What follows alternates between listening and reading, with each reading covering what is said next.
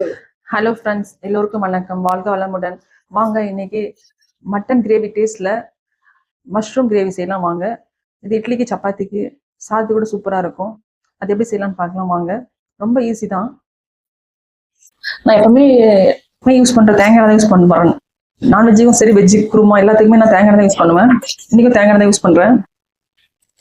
தேங்காய் யூஸ் பண்ணுற டேஸ்ட் சூப்பராக இருக்கும். அது தேவையான பொருள் பார்த்தீங்கன்னா 2 காஞ்ச மிளகா, ஒரு பிரிஞ்சி இலை, கொஞ்சமா சீரகம், சோம்பு, கொஞ்சமா கல்பாசி, 2 பட்டை, 2 லவங்கம், அவ்வளவுதான். இப்போ சேர்த்துக்கலாம்.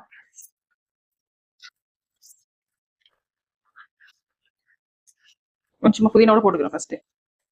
எப்பவுமே எந்த ஒரு குழம்பு கிரேவி எது வச்சாலுமே வெங்காயம், தக்காளி, இஞ்சி, பூண்டு இந்த மசாலா எந்த அளவுக்கு வதங்குதோ அந்த அளவுக்கு குழம்பு சூப்பரா இருக்கும். நம்ம வதங்காம அப்படியே போட்டோமா அவ்வளவு டேஸ்டா இருக்காது குழம்பு. எல்லாம் வதங்கி வரும்போது தான் அந்த குழம்புக்குன்னு ஒரு டேஸ்ட் வரும் நம்மளுக்கு. இப்போ தேவையான இஞ்சி பூண்டு சேர்த்துக்கலாம். நல்லா இந்த பச்சை வாசனை பொருள் நல்லா வதங்கி வரணும். இப்போ நல்லா பொரிஞ்சிச்சு. இப்போ என்ன சேர்த்துக்கலாம்? வெங்காயத்தை சேர்த்துக்கலாம். இப்போ ஒரு 1/4 மணி நேரத்துல இந்த கிரேவி செஞ்சிடலாம். இது மாதிரி அரைச்சிருக்கு இந்த பேஸ்டும் சேர்த்துக்கலாம்.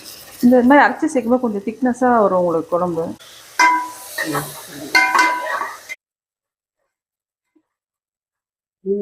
இது கூட 2 தக்காளி சேர்த்துக்கலாம். இந்த மாதிரி தக்காளியும் கொஞ்சம் மிக்சியில் ஒரு பல்ஸ் போட்டு எடுத்துக்கிறேன்.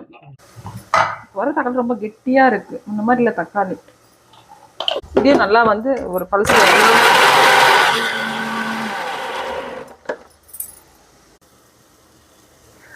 இப்போ நல்லா மசாலா வதங்கிச்சு. இப்போ நம்ம காளானை சேர்த்துக்கலாம். காளான் இந்த சைஸ்ல பொடி பொடியா அரிஞ்சு வச்சிருக்கேன். உங்களுக்கு எந்த சைஸ் வேணுமோ நீங்க சேர்த்துக்கலாம். நான் இந்த மாதிரி போட்டிருக்கேன். 1/2 கூட போட்டுக்கலாம். இப்போ நம்ம தண்ணி விட வேணாம், ஏன்னா காளான்ல தண்ணி விட்டு வரும்.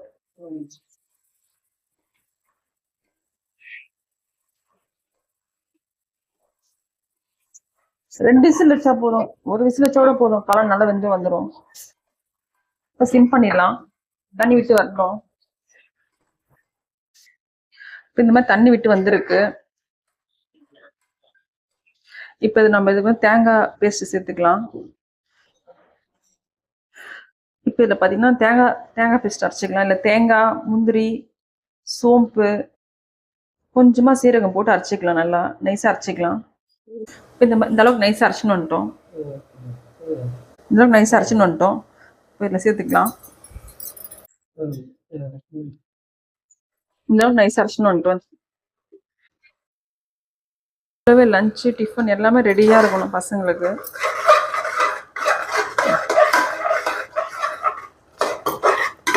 இந்த மாதிரி நல்லா மிக்ஸ் பண்ணிட்டு ஜஸ்ட் தண்ணி கொஞ்சமா ஊத்திட்டு ஒரு விசில் விட்டா போதுங்க. சூப்பரா ரெடி ஆயிடும். இப்போ தண்ணி சேர்த்துக்கலாம்.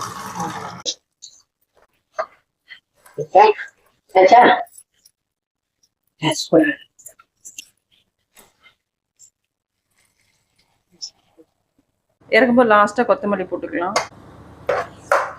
சூப்பரா இருக்கு. ஒரு விசில் இருந்தா போதும். நான் கொஞ்சம் தண்ணி தான் வைக்கிறேன். இட்லி தோசைக்கு கொஞ்சம் தண்ணியா இருந்தா தான் சாப்பிட்றதுக்கு நல்லா இருக்கும். அதனால கொஞ்சம் தண்ணி தான் வைக்கிறேன். ஓகே, விசில் போட்டுடலாமா? கஷ்டமா இருக்கு முருகா. ஓகே, ரெடி ஆயிடுச்சு. விசில் போட்டுடலாம். டேஸ்ட் செம்ம சூப்பரா இருக்கு. டேஸ்ட் பண்ணி பார்க்கலாமா?